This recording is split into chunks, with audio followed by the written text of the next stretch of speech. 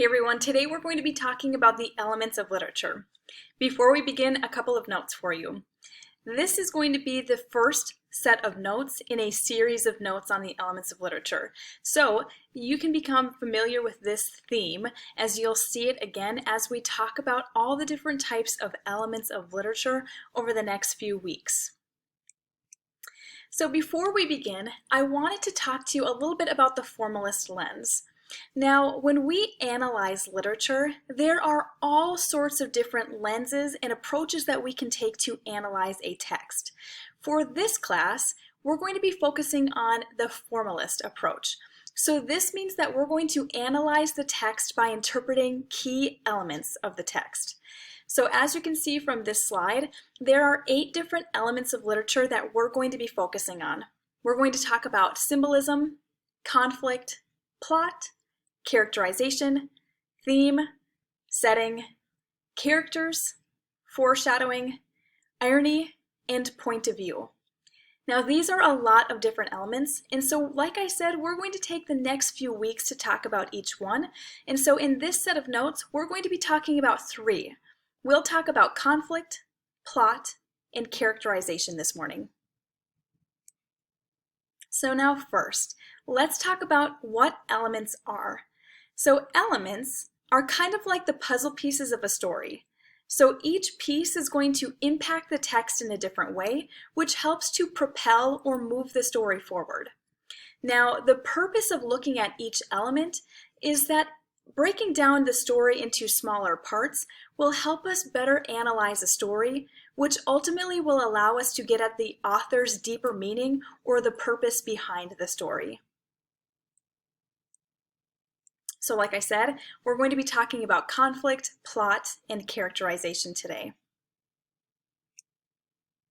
So first, let's talk about conflict.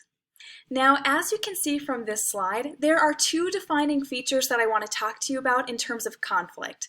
The first is that there are generally 2 basic types of conflict. It's either going to be an internal conflict or they're going to be external conflicts. As you can see from the slide here, we're going to be talking about just one type of internal conflict, and the other types of conflict that we'll focus on for this class are all external. So this means that when we look at a conflict that's internal, we're looking at a conflict that takes place within a character. Everything that's external is everything that takes place outside of the character's body. More specifically, these are the types of conflicts that we'll talk about in this class. We're going to be looking at character versus self, character versus character, character versus society, character versus nature, and character versus fate. In the next few slides, we're going to talk about each one of these types of conflict individually. So first, we're going to talk about our internal conflict, which is character versus self. So in this type of conflict, there is a fight between the character and his or her or their own self. Okay? This means that the struggle is often taking place in the character's mind. So when we see character versus self conflict, we're going to see that the character is going to be struggling with making choices. That might be choosing between right or wrong. They might be dealing with certain feelings or emotions. An example of this type of conflict is in the novel Speak. The main character has to decide if she's willing to speak about the terrible thing that's happened to her. So she really wrestles with, should I tell or should I not?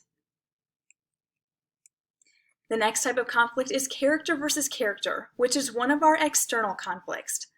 With this type of conflict, there is a verbal or a physical fight between the main character and another character. We typically see this with the protagonist versus the antagonist, or the good guy versus bad guy, or a general good versus evil.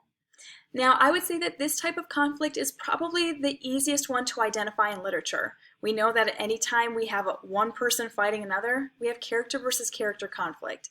So famous examples of that would be Batman versus the Joker, Katniss versus President Snow, Harry Potter versus Voldemort.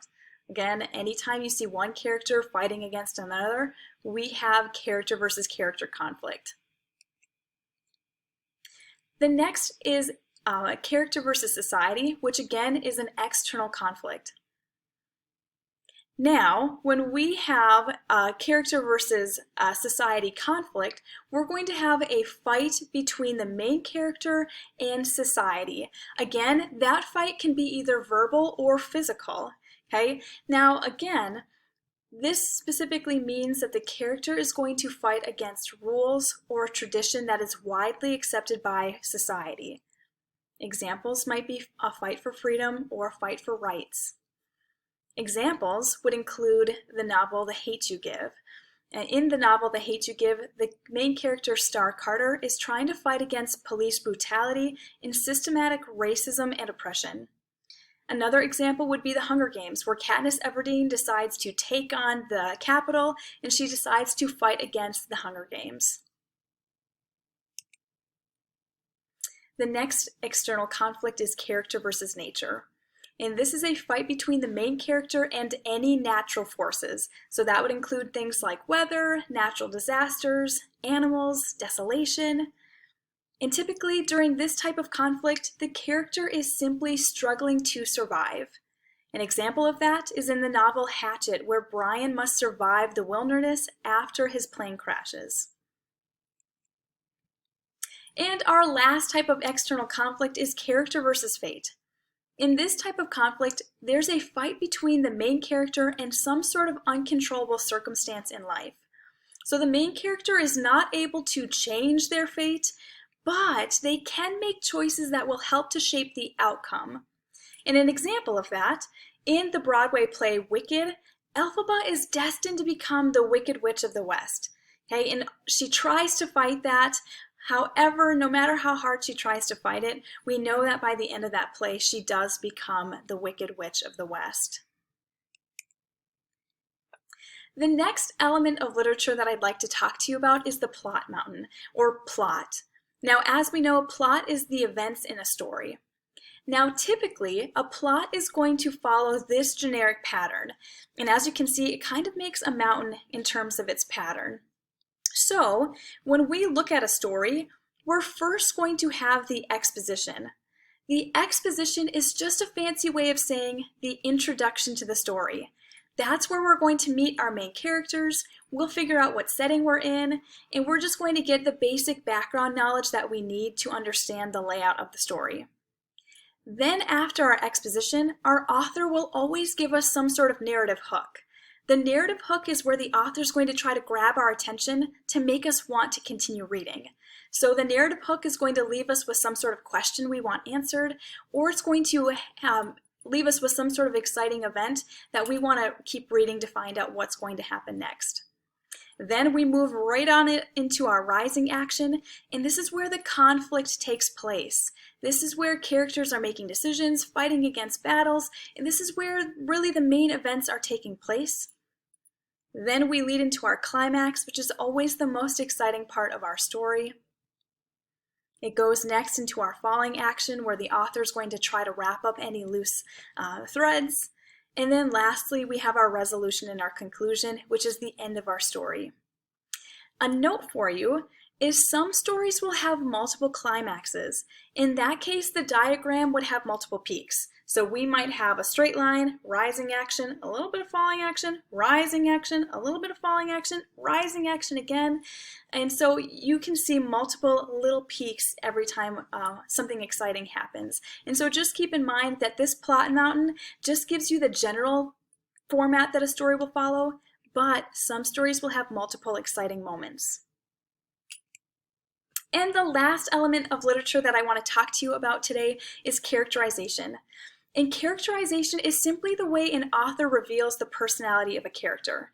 And this can be done in one of two ways: direct or indirect characterization.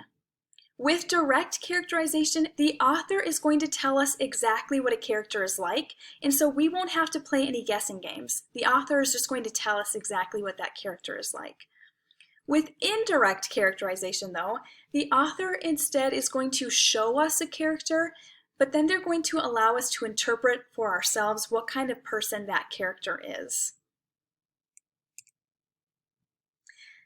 To give you more specifics about indirect characterization, I wanted to let you know that indirect characterization the author is going to reveal who a character is in multiple ways. Okay, so who a character is can be revealed through any of the following: through their speech, so like how they talk, how they dress, so their appearance, their private thoughts, any actions, and then how other characters feel about them.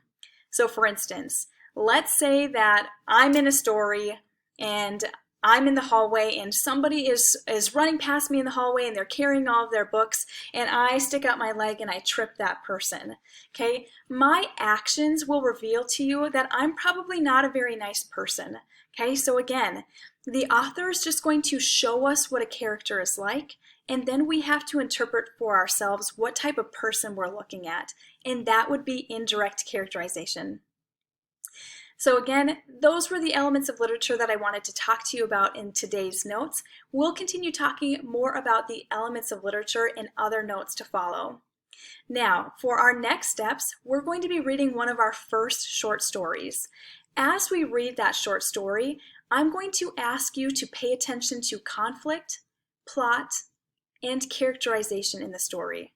Okay? If you have any questions about anything that I've talked to you about in this video, be sure to reach out.